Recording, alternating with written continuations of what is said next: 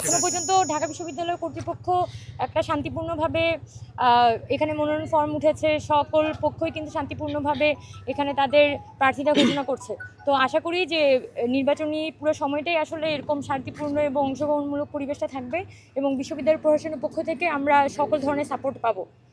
না, নির্বাচন নিয়ে আসলে এই মুহূর্তে কোনো আশঙ্কা নেই।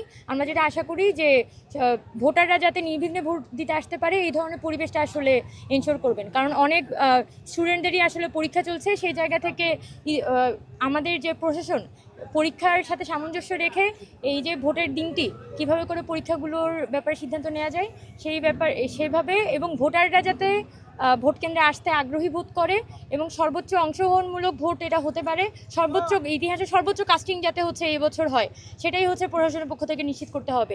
এটা অভ্যুত্থানের পরে প্রথম ডাকসু এবং অভ্যুত্থানের পরে যদি আমাদের ভোট কাস্টিং কম হয় তাহলে কিন্তু এটা ইতিহাসের জন্য আমাদের একটা লজ্জা। তো আমরা যেটা এক্সপেক্ট করব বিশ্ববিদ্যালয় প্রশাসনের জন্য এটা একটা লায়াবিলিটি যে যেভাবেই হোক ঢাকা বিশ্ববিদ্যালয়ের ইতিহাসে যাতে এবছর সর্বোচ্চ কাস্টিং হয়।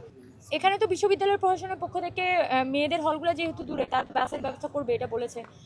এর পাশাপাশি আমরা যেটা এক্সপেক্ট করি যে কেন্দ্রগুলো যাতে হলের কাছাকাছি হয়, হল থেকে যদি কেন্দ্র দূরে হয় তাহলে স্টুডেন্টরা ভোট দেওয়ার ব্যাপারে তাদের অনাগ্রহ তৈরি হয়।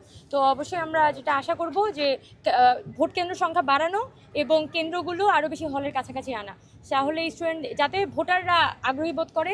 এবং নারী শিক্ষার্থীদের ক্ষেত্রে এটাই বলবো যে নারী শিক্ষার্থীদের নির্বিঘ্নে যাতে ভোট কেন্দ্রে আসা যাওয়া করতে পারে, কোনো প্রকার ভয় ভীতি এবং সাপোর্টের ছাড়াই যাতে হচ্ছে নারী শিক্ষার্থীরা অংশগ্রহণ করতে পারে এবং সকলকে সাহস দেওয়া, প্রশাসনের পক্ষ থেকে সকলকে উৎসাহিত করা, এভাবেই কিন্তু একটা অংশগ্রহণমূলক এবং উৎসবমুখর একটা নির্বাচন অনুষ্ঠিত হবে।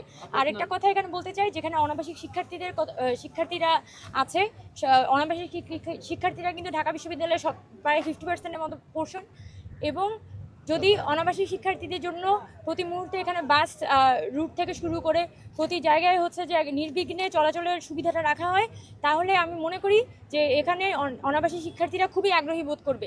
কারণ তার প্রত্যেকেরই ডিপার্টমেন্ট বলি, ফ্যাকাল্টির বলি, সিনিয়ররা জুনিয়ররা তাদের ব্যাচমেন্টরা কিন্তু এখানে দাঁড়াচ্ছে, সকলকে সাপোর্ট দেওয়ার জন্য কিন্তু ভোটারদের আসা উচিত ভোট দেওয়ার জন্য।